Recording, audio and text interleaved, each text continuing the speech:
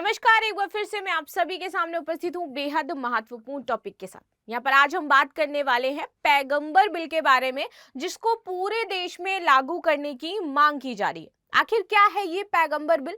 देखिए, यहाँ पर बरेली में हाल ही में ऑल इंडिया मुस्लिम जो कमेटी है उसकी मीटिंग की गई। हेड ऑफिस में है, उसका हेड ऑफिस बरेली में है और यहाँ पर जितने भी मुस्लिम समुदाय थे और उनके जो हेड थे वो सभी उपस्थित हुए बहुत भारी मात्रा में। उन्होंने यहाँ पर बताया है कि हमारा एक बिल है जिसको हम कह रहे हैं पैगंबर बिल।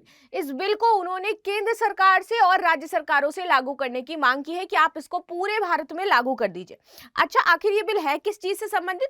तो ये बिल है कि जो मुस्लिमों के खिलाफ लोग उल्टी सीधी बातें करते हैं, उनके धर्म के खिलाफ उल्टी सीधी बयानबाजी देते हैं, चाहे वो राजनेता हो चाहे वो आम जनता हो, ताकि अब वो इस तरीके की जो अपमानजनक बातें हैं वो मुस्लिमों के लिए ना कर पाए।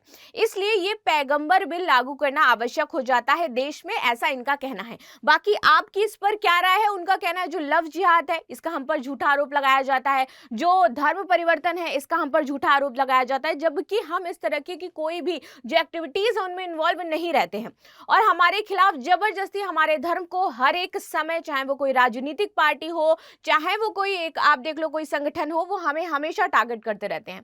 हम कोई बंधुआ मजदूर नहीं है, हम सिर्फ वोट के लिए नहीं है कि आप सिर्फ वोट की जब बारी आती है तो आप हमारे समर्थन में आ जाते हैं। जब वोट की बारी आती है तो आप हमारे पास आकर के खड़े हो जाते हैं और जैसे ही आपको वोट मिल जाते हैं स्थिति पूरी पलट जाती है। तो सिर्फ हम वोटों के लिए नहीं है, हमें हमारे अधिकार भी चाहिए इस देश में और हमारा जो पैगंबर बिल है उसको आप इस पूरे देश में लागू करवाइए, इसको कानून बना दीजिए।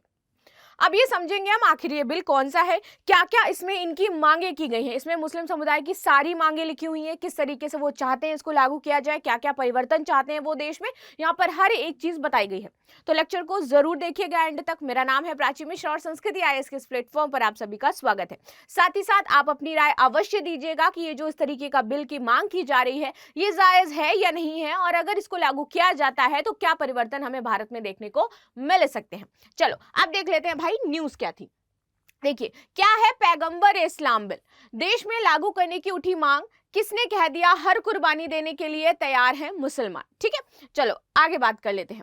चर्चा में क्यों है? तो हाल ही में आप देखोगे कि बरेली में आला हजरत के 106वें उर्स रजवी के पहले दिन यहाँ पर मीटिंग बुलाई गई थी। किसकी? ऑल इंडिया मुस्लिम जमात की। ठीक, देश के विभिन्न राज्यों में आए उलमा और बुद्धिजीवियों ने मुसलमान के मुद्दों पर चर्चा की और एक मुस्लिम एजेंडा यहाँ पर इन्होंने तैयार किया। जो मुस्लिमों का पूरा एजेंडा है वो यहाँ पर बताया गया, चीजें यहाँ पर रखी गई और पैगंबर इस्लाम बिल लागू की मांग की गई यहाँ पर कि हमारा जो पैगंबर इस्लाम बिल है इसको आप लागू करिए। अब बात करेंगे हम आखिर मुस्लिम एजेंडा क्या है और पैगंबर बिल क्या है। देखिए, यहाँ पर है मौलाना शाहबुद्दीन रिजवी बरेलवी। इन्होंने सरकार से बोला है और जो भी राजनीतिक पार्टियां हैं उनसे कहा है कि अक्सर कोई ना कोई व्यक्ति क्या है हमारे पैगंबर को लेकर के, हमारे जो देवता हैं, इस्लाम की शान है, उसको लेकर के गुस्ताखी करते रहते हैं। गुस्ताखी इन द सेंस कि कुछ ना कुछ बात बोलते रहते हैं, हमारे धर्म को अपमानित करते रहते हैं। तो हम ये चाहते हैं कि हाँ, ये जो लोग हैं, जो राजनीतिक पार्टियां या कोई राजनेता है या फिर आम जनता जो इस तरीके की चीजें हमारे खिलाफ उठाती है, बोलती है, तो आप ये पैगंबर इस्लाम बिल लागू कर दीजिए और अगर कोई कुछ भी इस तरीके की विवादित बयान देता है या हमारे धर्म को या हमारे पैगंबर को कुछ बोलता है तो उसको क्या की जाए, सजा दी जाए। ऐसा इन्होंने बोला है कि ये बिल आपका आना चाहिए। चलो अब देख लेते हैं। और इन्होंने बोला कि जब भी हमारे धर्म को लेकर के कोई बात होती है तो उस पर कोई कार्रवाई नहीं की जाती है। ऐसा क्यों है? अब आप देखिए कि अगर निम्न जाति की बात है, कहते हैं ना कि हमें क्या है, अगर आप कहीं पर भी सामाजिक तौर पर चमार वर्ड का यूज करते हैं, सॉरी फॉर दैट, मैं आपको जस्ट एक एग्जांपल दे रही हूँ इसीलिए पहले से मैं बता रही हूँ। तो सरकार ने क्या बोला था, क्योंकि आप किसी की जाति को एज अ गाली की तरह यूज नहीं कर सकते हो और ये पूरी तरीके से सही है, मैं इसका समर्थन करती हूँ। तो अगर आप ऐसा बोलते हो तो आपको क्या होगी, सजा होगी, वो जाकर के क्या है रिपोर्ट लिखवा सकता है। लेकिन जब मेरे धर्म के खिलाफ कोई कुछ बोलता है तो उस पर कार्रवाई क्यों नहीं होती है? इसलिए हम चाह रहे हैं कि आप भी पैगंबर बिल लागू करिए। आगे बात कर लेते हैं, इसकी मांग क्यों उठी है। देखिए, इस्लाम धर्म के संस्थापक पैगंबर मोहम्मद के खिलाफ ईश निंदा करने वाले लोगों को कठोर सजा देने के लिए इस पैगंबर मोहम्मद बिल नाम से आपका कानून बनाया गया है। ठीक है, मुस्लिम संगठनों का कहना है कि इस कानून से अन्य सभी धर्मों के प्रमुखों व हस्तियों के खिलाफ अपमानजनक टिप्पणियों पर क्या लगेगी, रोक लग जाएगी। आगे बात कर लेते हैं, हम कठोर कानून चाहते हैं। इनका कहना है, मौलाना जो है वो कह रहे हैं कि भाई हमें हमारे लिए कठोर कानून चाहिए और हमने जो विधेयक का मसौदा है वो पूरी तरीके से तैयार कर लिया है। आप इसको कुछ भी नाम देना चाहें, जैसे अभी हमने इसको पैगंबर इस्लाम नाम दिया है, आप चाहें तो उसको कुछ भी नाम दे सकते हैं, इस मसौदे में परिवर्तन कर सकते हैं, लेकिन हम अपने पैगंबर साहब के खिलाफ ईश निंदा बर्दाश्त है वो नहीं करेंगे। ठीक है, हम आपके देवी देवताओं का किसी भी तरीके से अपमान नहीं करते हैं। आप देखोगे आपके जो देवी देवता है उनके खिलाफ कोई कुछ बोल देता है, मूवी बना देता है, तो आप प्रोटेस्ट करने लगते हो, लेकिन हमारे देवी देवताओं को आप क्यों सम्मान नहीं दे रहे हो। आगे बात करते हैं, अब जाने मुस्लिम एजेंडा की मुख्य बातें जो यहाँ पर की गई थी। देखिए, मौलाना शहाबुद्दीन रिजवी बरेलवी ने जो मुस्लिम एजेंडा जारी किया है उसकी कुछ बातें इसमें हैं। इसमें सबसे पहले आ जाता है मुसलमानों की शिक्षा, बिजनेस और परिवार पर ध्यान देने की सलाह दी गई है।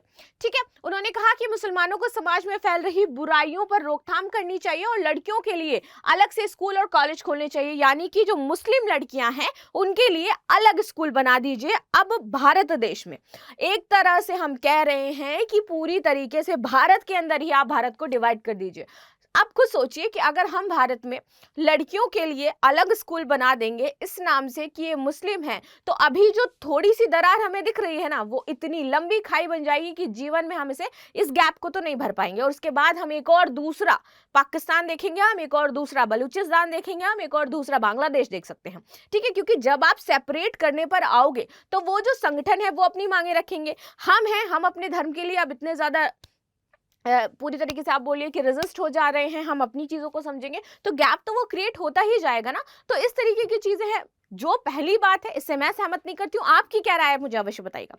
ठीक, चलो आगे आ जाते हैं। मौलाना ने केंद्र और राज्य सरकार को चेतावनी देते हुए कहा है कि देश में एकता और अखंडता के लिए मुसलमान हर कुर्बानी देने के तैयार है और मैं इससे अभी यहाँ पर पूरी तरीके से मतलब कॉम्प्रोमाइज अगर किया जाए, नॉट कॉम्प्रोमाइज, मैं इस चीज का पूरी तरीके से समर्थन करती हूँ कि अगर ये चीज है तो बहुत अच्छी बात है कि हम भारत में क्या चाह रहे हैं, एकता चाहते हैं, अखंडता चाहते हैं। भारत क्या है, विविधताओं का देश है ना, यहाँ पर बहुत सारे संस्कृति, बहुत सारे आपके धर्म जाति एक साथ निवास करते हैं और इसी को हम भारत कहते हैं, यही भारत है।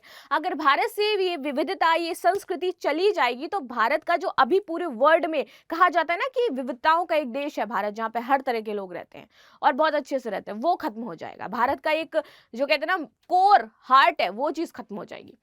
तो उन्होंने बोला कि कुछ जो है ये नफरत फैलाने का काम कर रहे हैं, लेकिन हिंदू और मुसलमानों के बीच लोग नफरत फैला रहे हैं, ये राजनीति हम बर्दाश्त नहीं करेंगे और ये पूरी तरीके से सही है। मैं इसका पूरा 110% समर्थन करना चाहती हूँ।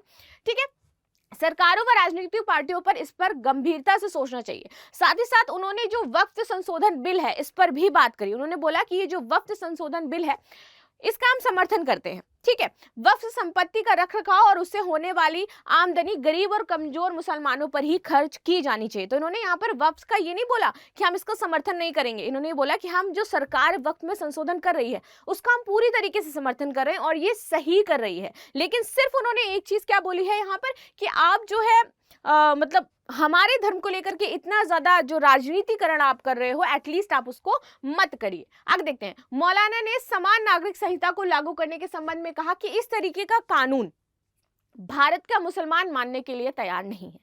आप ये जो समान नागरिक संहिता ला रहे हो ये हमारे धर्म के पूरी तरीके से अगेंस्ट है और हम इसको नहीं मानेंगे, हम इसके लिए तैयार नहीं है, क्योंकि हमारा धर्म इसके लिए पूरी तरीके से हमें क्या है इजाजत नहीं देता है जो हम इसको माने। ठीक, चलो, और साथ ही साथ इन्होंने बोला कि हम जो है जो हमले हो रहे हैं बांग्लादेश में, हिंदुओं के मकानों को जलाया जा रहा है, तोड़ा जा रहा है, इस हमले की हम निंदा करते हैं और पाकिस्तान और अफगानिस्तान की सरकारों से अपनी जमीन को भारत के खिलाफ इस्तेमाल होने ना देने और आतंकवाद को जड़ से खत्म करने की अपील भी करते हैं।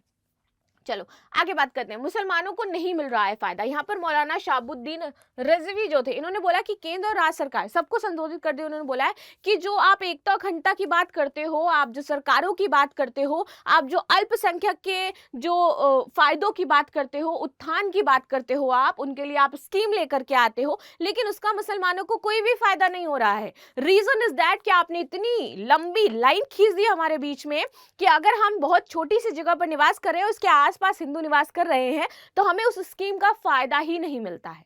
ठीक है, इस तरीके की बातें यहाँ पे कही। आगे आ जाते हैं, मुसलमानों को किया जा रहा है परेशान। उनका कहना है कि हमें जबरदस्ती परेशान किया जा रहा है, लव जिहाद के नाम पे, मॉब लिंचिंग के नाम पे, धर्मांतरण, टेरर फंडिंग, आतंकवाद के नाम पर मुसलमानों को हर जगह भयभीत किया जाता है, हर नजर हमें आतंकी की तरह देखती है, इसको रोकना चाहिए।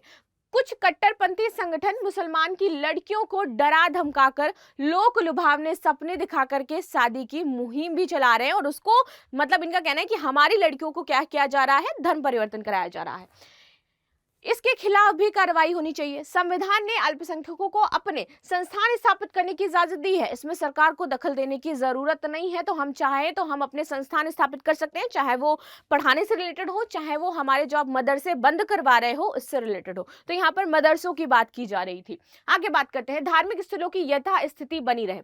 जो भी हमारे धार्मिक स्थल है, 1991 एक्ट के अनुसार धार्मिक स्थलों की यथास्थिति जो है वो बनी रहनी चाहिए।